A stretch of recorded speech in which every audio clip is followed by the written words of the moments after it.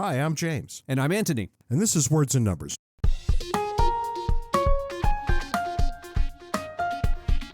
The election recap episode. No, we're talking about population today. I want to talk about the election. What's new and exciting in your non-electoral world this week? I want to state for the record, I said to you about a week ago, hey, let's do an episode on the election. You said, no, nobody's going to want to hear about that. But I also said, you might recall, that I'm absolutely certain what's going to happen in the election, and yet I'm wrong every single time I'm absolutely certain. And you were right about that. And I was right about being wrong. I would have said a bunch of nonsense that would have turned out to be completely incorrect. So what's new and exciting in your world? And then we'll get to this nonsense in a minute. I am interested in hearing your take. I ran across this thing that, and I usually try and look for things that have something to do with economics. This has nothing whatsoever to do with economics. It's just strange.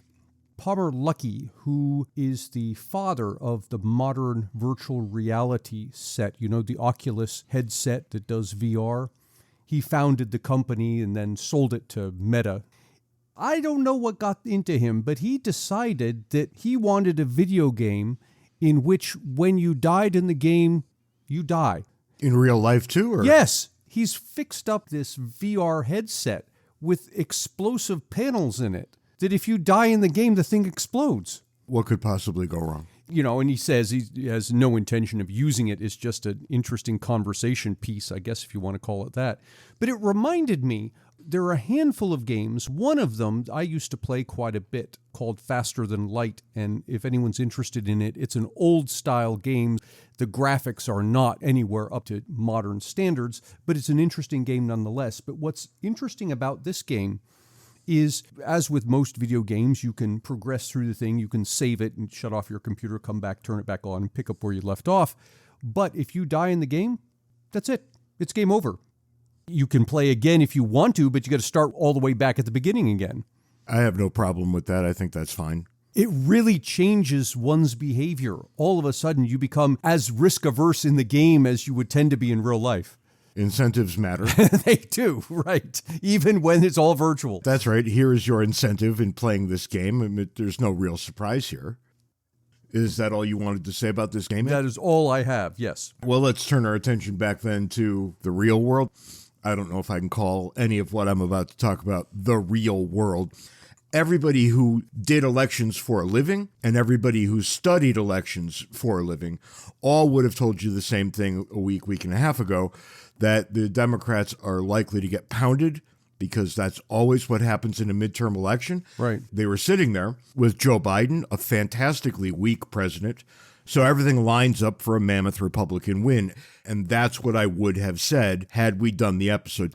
Even though I thought I might be wrong and we didn't do the episode, turns out I would have been wrong and we didn't do the episode. I only do this because there's interesting things afoot.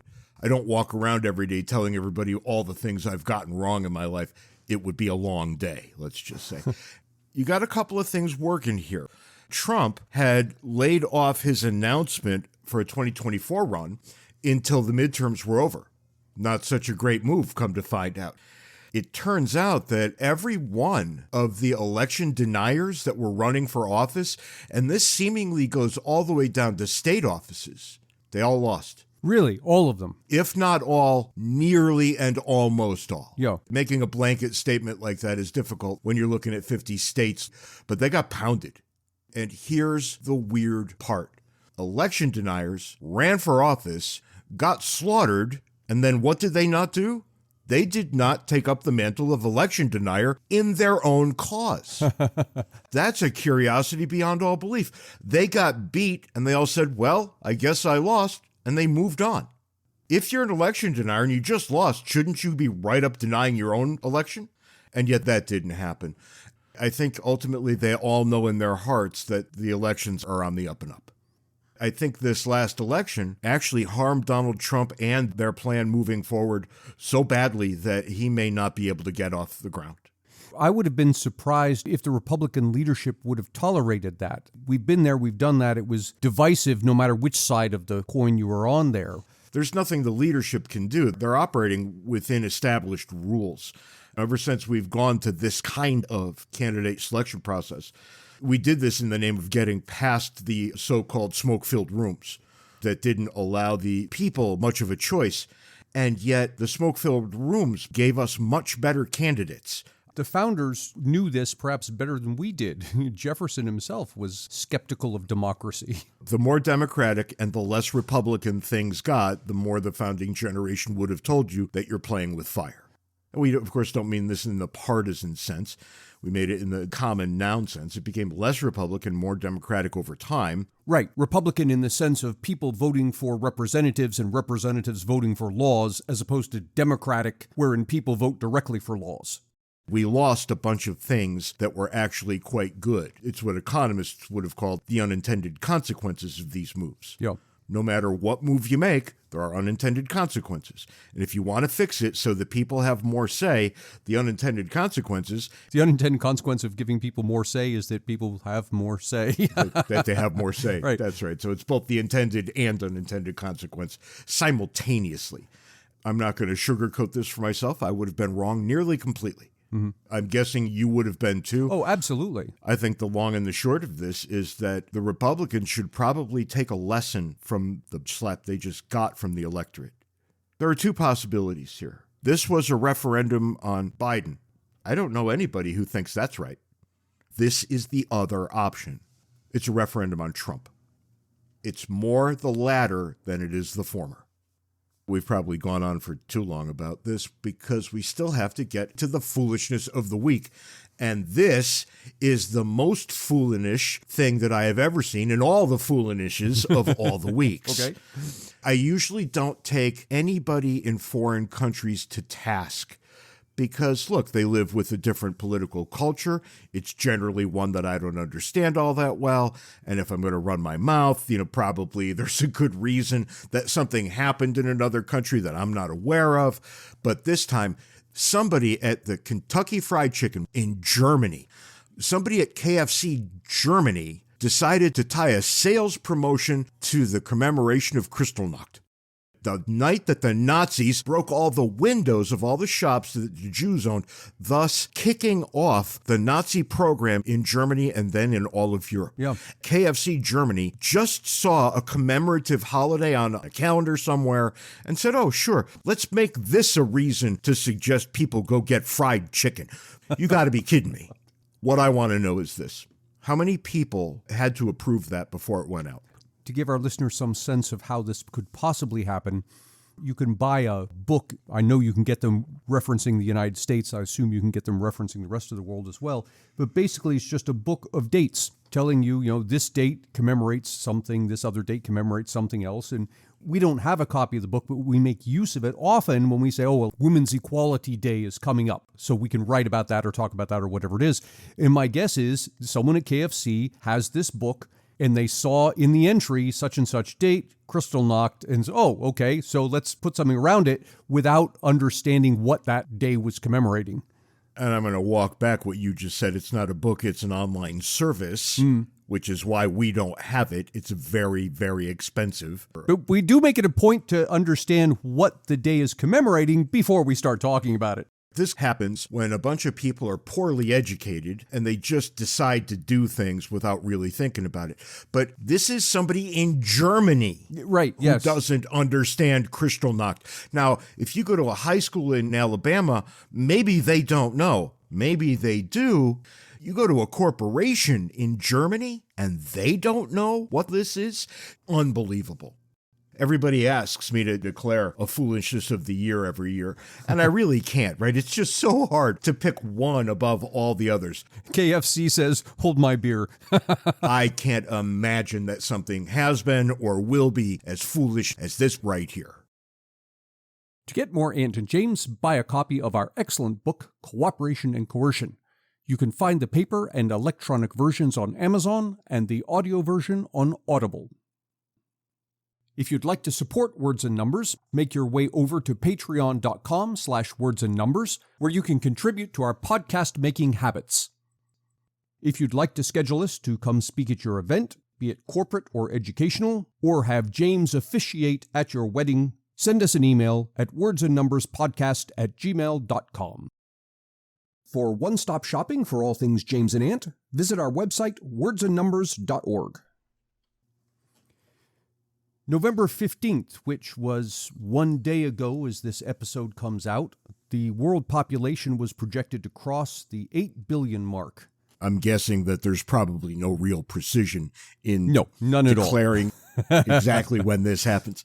But that it happens at all is pretty interesting. When I had my first job, which was back in the early 1990s, I should say my first academic job, there were faculty there who were having a big to-do about the world population hitting 6 billion, and they were talking about overpopulation and the stress on the planet. And actually, if you put aside the hype, look at the actual data, the planet's doing better today than it was back in the 1990s. I have found it to be the case, and I talked to a lot of young people, college-age students, high school-age students, and academics, right? People who you would call them those who should know better. They all seem to think that we're on a collision course with utter devastation, that there'll be so many people that will all be starving, and there'll be so many people that they will just have despoiled the earth. And if you think about it, I've just described the beginning of every science fiction movie. Yeah, it's all dystopian. Starting at about 1798, you start getting these dire predictions. And what has happened in the hundreds of years since then? You get the same exact dire predictions.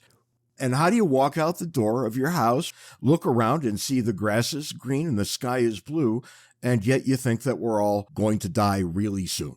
Well, I think you believe that because everybody keeps repeating it and nobody's asked for evidence. It's true because that's what everybody says. You mentioned 1798, which was the year that Thomas Malthus, an early economist, said that the world was going to hell because of overpopulation. And let's give Malthus the benefit of the doubt. That was not an unreasonable thing to think. It really wasn't. It was plausible. He didn't have the kind of data to rely on that we have. More importantly, he's a cleric. Oh, was he? I didn't know that. And maybe that matters. Huh. Maybe he's read the book of Revelations. Maybe he's given a sermon or two about what he's got there in front of him. I'm not going to give him a free pass. He was wrong. However, it was all perfectly plausible. And if there was nothing crazy about what he said, then when young people say it today, they're not crazy either. Yeah, and I think you're right to give Malthus his due, because if you look at the data that Malthus had in front of him, it took humans 250,000 years to reach a population of 1/2 billion. That's 250,000. It's 250,000 years to reach 500 million people. It took just 200 years to get the next 500 million. And that's when Malthus was writing, the world population had just crossed the 1 billion mark. And he's looking at this graph. You talk about hockey stick.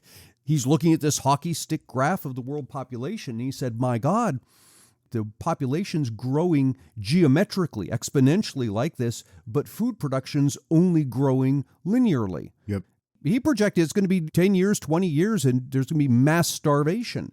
Honestly, I think you're right. Looking at the data that he had in front of him, that's a reasonable conclusion to come to. But he failed to consider the effect of human ingenuity. Yeah.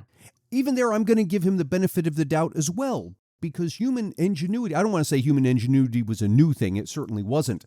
But we're just coming into the Industrial Revolution. And for the first time, human productivity was also about to take off exponentially. I probably would have thought the same thing Malthus did, looking at what I could look at. Now, if we're to take on human ingenuity, I'm going to take a swipe at you and say, look, you're an econometrician.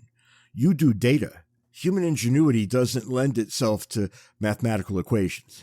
It's unpredictable. And therein lies the problem. We rely on something that is part of human nature, and there's really no way to measure it except by saying, look, at one point human beings were poor and they starved to death and they lived out in the elements and they died in the snow. And all these generations later, we live in absolute comfort and safety. We have lots of food. Yeah, there are 8 billion people on the face of the earth now. If you look at the aggregate, they're doing better than any group of human beings have ever done in the past. Where Malthus went both wrong and right, he concluded that resources are limited. That's the same kind of thing you hear today. The oil's running out or the coal's running out or whatever it is. We talk about renewable stuff. He was right there. resources are limited, but let me be more specific. Particular resources are limited. Resources in general aren't, because human ingenuity figures out ways to turn things into resources that weren't before. You have just described what an entrepreneur is in one sentence. Let me give you an example. In the 1400s, half of the work that was done, so I think about terms of energy being used to do work, to heat things, whatever it is. In the 1400s, half of the work that was done worldwide was done by either human labor or work animals. The other half was done by wood. So basically, those were our energy resources. Wood and then the hay or whatnot that you turn into feed for the animals, and the animals do the work. So it's work animals and wood. By the early 1900s, human ingenuity had turned coal into a resource. Now, coal was around during Roman times. People had figured out thousands of years ago to use coal, but it wasn't until the early 1900s that we'd figured out how to efficiently get it out of the ground in large quantity. By the early 1900s, coal was powering half of the energy consumption on the planet. By the late 1900s, half of the world's energy came from oil. Today, a quarter of it comes from nuclear. And if things keep going the way they're going, it's going to be another 50 to 100 years, and half of the world's energy is going to come from fusion. What's going on here is that human ingenuity is discovering, resourceful use of things that hadn't been resources before. It's the human ingenuity that makes the resources limitless. This whole energy thing got me down the path of energy density, which is, roughly speaking, how much energy per kilogram of matter you get from various things. Here's the progression. We went from wood to coal to oil to natural gas to nuclear. Coal's energy density is 50% more than wood. So when humans finally figured out how to efficiently get coal out of the ground, transport it, use it, right there we had a 50% bump in energy density available to humans. When oil came along, 80% more energy density than coal. Natural gas, 25% more energy density than oil. In nuclear, I didn't even bother doing the math because it's something like hundreds of thousands of a percent more energy density than natural gas. But you could see what's going on here. Humans are figuring out how to do things that we couldn't do before. And that's what leads to this exponential growth in our ability to feed, clothe, and shelter people. We have a very good answer to our energy problems in nuclear. We've set up so many barriers to that we're not even using it. Yeah, exactly. We can afford to set up barriers to it. Yeah. We have literally the best option available, and we choose to use other options. I suspect we go to nuclear at some point in the future, but I think an entire generation of politicians probably has to die off. What we're bumping up against here is something that I have coined the Malthusian contradiction. Yeah. And the Malthusian contradiction is, on the one hand, Malthus said, look, our problem is this exponential growth in the number of people, and we're not going to be able to feed them. And the contradiction I claim is that the solution to exponential growth, or the solution to overpopulation, if you want to call it that, is to have more people. That's the apparent contradiction. And here's how it resolves. You were asking a moment ago about how do you predict entrepreneurial breakthroughs. You don't predict it. That's the thing. What you do is you play a game of the law of large numbers. Let me walk you through this. Let's suppose, for the sake of argument, the odds of one of us being a genius is 1 in 1,000. Well, I got bad news for you, Ant. I didn't mean one of you and me, one of a group of people. The odds of any randomly selected human being genius level, 1 in 1,000. And then let's knock it down further. Let's say that of those geniuses, only 1 in 100 has the drive, the stick-to-itiveness to follow through with something, to come up with some invention, discovery, this kind of thing. And you can't stop there because you need not just the genius and the drive, but you need the luck. And let's suppose that of the geniuses who have drive, only 1 out of 10 of them have luck. So I'm taking 1 out of 1,000 people as a genius. Out of those geniuses, 1 out of 100 has the drive necessary. And out of those that have the drive, only 1 out of 10 have the luck. Well, if you want to go with those rough numbers, that means that you need 1 million people to get just one Steve Jobs or one Thomas Edison or one George Washington Carver. You need a tremendous amount of people to get one person that can come through with some great breakthrough that's going to affect everybody's lives positively. And so, if you want a world with, let's say, tens of thousands of those people, because you want not just a Steve Jobs, but you want a Sam Walton and you want a whoever the guy is that invented the shipping container and on and on and on, well, you want tens of thousands of those people, you're going to need a population well into the billions, which is exactly what we have. So I think the Malthusian contradiction here is if you want to be able to support lots of people, you need lots of people. Not only does this not resonate with people, and it doesn't, they're all thinking, Anthony just did math. I'm tired now. I'm going to go have a popsicle or whatever people do when they get all bogged down in numbers with you. But that relatively intelligent people buy into this nonsense. It's a little hard to understand. You can get, I think it was, 1978 with Paul Ehrlich, the population bomb. Right. He just took Malthus's argument and gave it in 20th century terms. Everybody bought it, hook, line, and sinker. When you can look around and see the obvious truth, and yet you hold in your mind that that's not reality somehow. Therein, I think, is the key to understanding most of the things that human beings get wrong. They naturally assume that somehow their condition is better than the person 4 counties over. Somehow, everybody's suffering but me. They do this with crime, and they say everybody is having such a mess because Tucker Carlson said so. We're fine here, though. How many people do you know? Call them all on the phone and ask them. Are you in a barrel filled with criminals where you live, under threat all the time, or are you doing okay? Mm-hmm. There are worse neighborhoods, there are better neighborhoods. But people are not having the problems they keep saying that everybody else is having. They keep repeating it because that's what you see in the news. You keep seeing it over and over again, so you start to assume that, well, I must be atypical because everything I'm seeing on the news is death and destruction, forgetting that the media has a profit incentive to show you exactly that, regardless of whether it's true.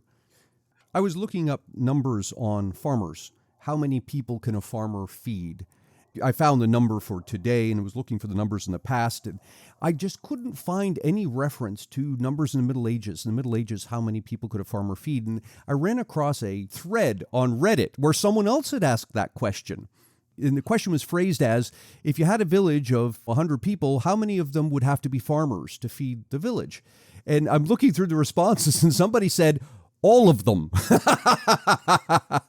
which is about right. I would have said probably 80 or 90 of them, with the other people tending to hunting. Right, tending to hunting. But that was kind of the thing for much of human history. Each farmer could feed basically one person. Until you get to the 1940s. In the 1940s, at least in the United States, one farmer could feed 15 people. Today, one farmer can feed 150 people, actually 170 as of 2022. That's actually a lower number than I would have guessed. It's lower than I would have guessed as well. And of course, it comes about because you've got computers and machinery and automated farming and all that interesting thing. I was reading a story the other day about somebody's invented this machine where the cows milk themselves. Oh, God. The cow decides, I want to be milked, walks into the barn, stands on the thing, gets milked. But it's not just that. We have come to make land more productive as well. In 1960, worldwide, a hectare of land would produce about 1 ton of cereal per year. Today, worldwide, a hectare of land will produce more than 4 tons. And that's something. That same plot of land, 4 times the output. But what about environmental concerns, right? Because we always say the world is getting worse, we've made it sick, et cetera, et cetera. The more people you add to the total, the worse things are going to be.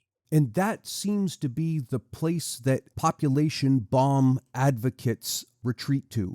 When you finally show them all this data that no, crime is going down, more people are being fed, poverty is going down, all this stuff.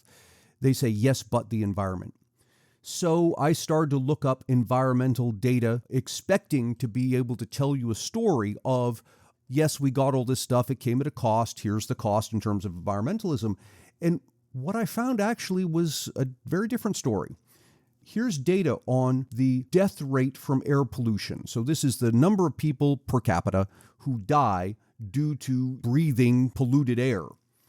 Now, this data only goes back to 1990, but in 1990, it was about 160 deaths per 100,000 people worldwide, 1990. Today, from air pollution, number of deaths is 88 per 100,000.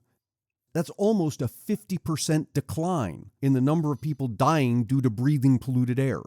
That's not the expected answer. No, not at all. You see the Chinese wearing the masks and everyone says, look at all the pollution. We're inclined not to take outlandish environmental claims seriously. We look at data. Even I was expecting any sort of dive through the data here to make their case more than ours. Yeah, I was too. When the data tells us something that we disbelieve, we check it again and again, and then we change our minds. Right. If the data illustrates something that we didn't think would be correct and we learn that it is correct, our worldview changes. Not all the news is good, but let me tell you some of the other things that I found. What fraction of people worldwide have access to clean, safe drinking water? In 2000, just 20 years ago, the number was 60%. 60% of the world had access to safe drinking water. Today, 75%. And the estimate is we'll cross the 80% mark within the next 8 years. Isn't that something? I say that a lot today. Isn't that something? Yeah, it's astounding. It's a story of things getting better. Now, I think you're absolutely right to follow the data where it goes. Let's look at some other data that tells kind of a different story. So talk about deforestation. Now, here I have two stories to tell. Think of it as the Northern Hemisphere. I'm going to use that term loosely. And the Southern Hemisphere. So when I say Northern Hemisphere, I'm talking about United States, Canada, Europe, Russia, everything north of that. That whole area was experiencing deforestation from roughly the 1700s up until the 1980s. In the 1980s, around about 1990 or so, it turned around. And that area now is experiencing reforestation. The forests are growing. We're getting more trees, not less. In the other half of the world, so think Mexico, South America, Africa, the Arabian Peninsula, China, India, all of that area, they're experiencing deforestation. They continue to experience deforestation. However, their deforestation is declining. It's declining kind of at the same pace that the Northern Hemisphere's deforestation declined. In fact, if you look at the data, it looks to be like there 30 to 40 years difference between the two. We in the Northern Hemisphere peaked at our deforestation round about 1920 to 1940, and then deforestation started declining until we get into this period of reforestation. The Southern Hemisphere, their deforestation peaked at around 1980, so roughly 40 years later. And it's been declining. So if indeed we're 40 years off in our patterns, we should expect that in the next 20 to 30 years, the rest of the world will transition to reforestation also.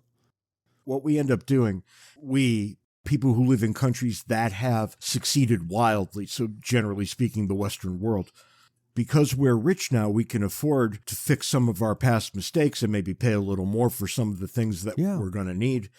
And what do? We try to inflict that point of view on countries that have not had the benefit yet of achieving wealthy status. And that doesn't seem right or fair at all. And I don't think that we should be cutting checks to these other countries, nor do I think we should get in their way when they want to deal with building their own infrastructure. Are they going to pollute? Yes, I think they are. Does that pollution seem to stop and go in the other direction? Given what you're just saying, yes, it does seem to do that.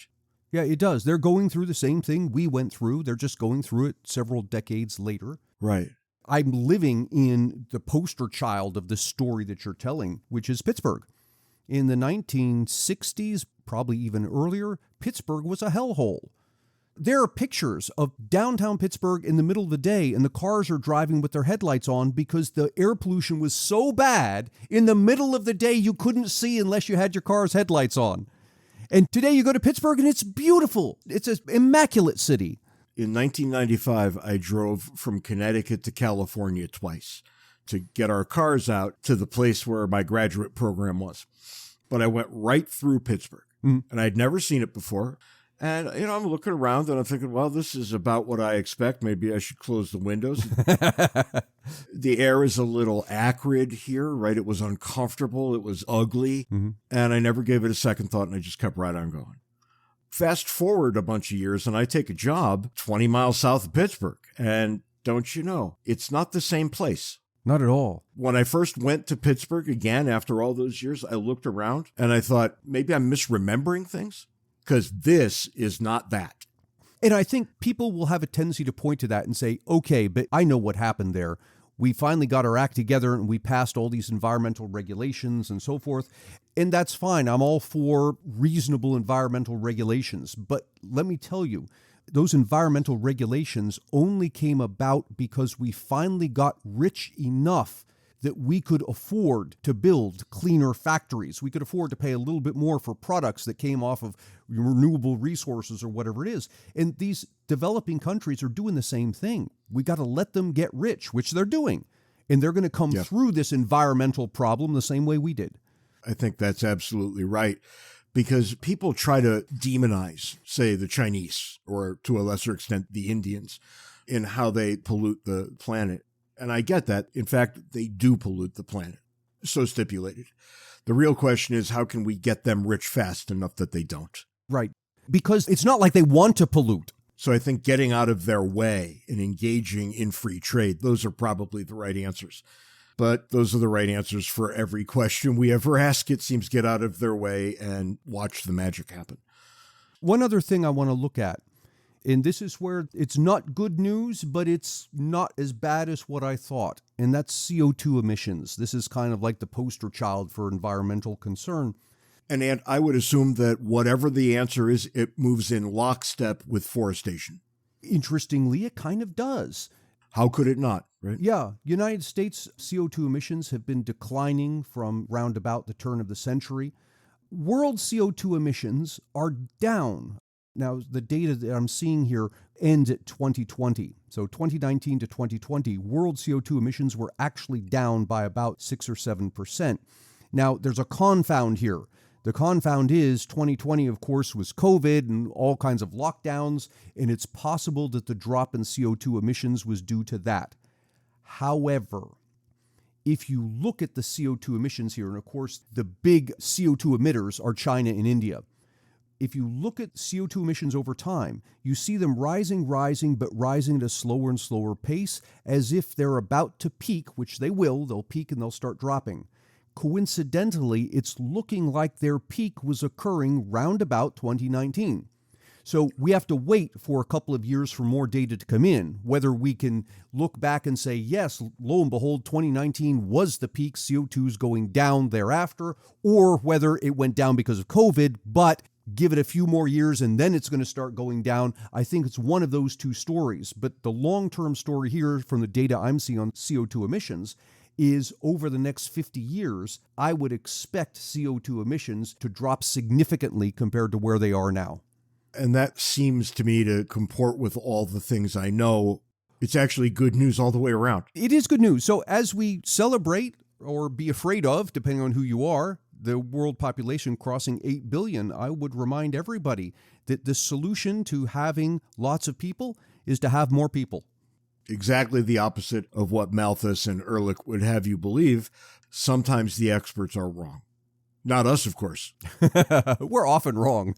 The difference is we admit it. Yeah. And you know what? When you admit it, people stop yelling at you about it. They do. They send very nice emails that say, hey, I think you got this wrong. You should look into it. And then we do that. And I'm happier learning that I was wrong than you might think. Being wrong is part of the human condition. It's not something to be ashamed of. The thing you should be ashamed of is if you find out that you were wrong and you do nothing to correct your thought. That's all the time we've got this week on Words and Numbers. Be sure to join us next week when we say other things about other things. Until then, follow us on Twitter. Handles are in the show notes. Email us if you have to. See, Ant, I don't want to hear your voice anymore. I'm just going to say it. Do you know our email address? I know my email address, and I know your email address. Wordsandnumberspodcast@gmail.com. Now that's enough out of you. I think that we're probably done, except for my usual plea to everyone. Please be nice to one another. It's the right thing to do, and it will also make your life better. Be nice to each other. We'll see you next week. See you next week, James.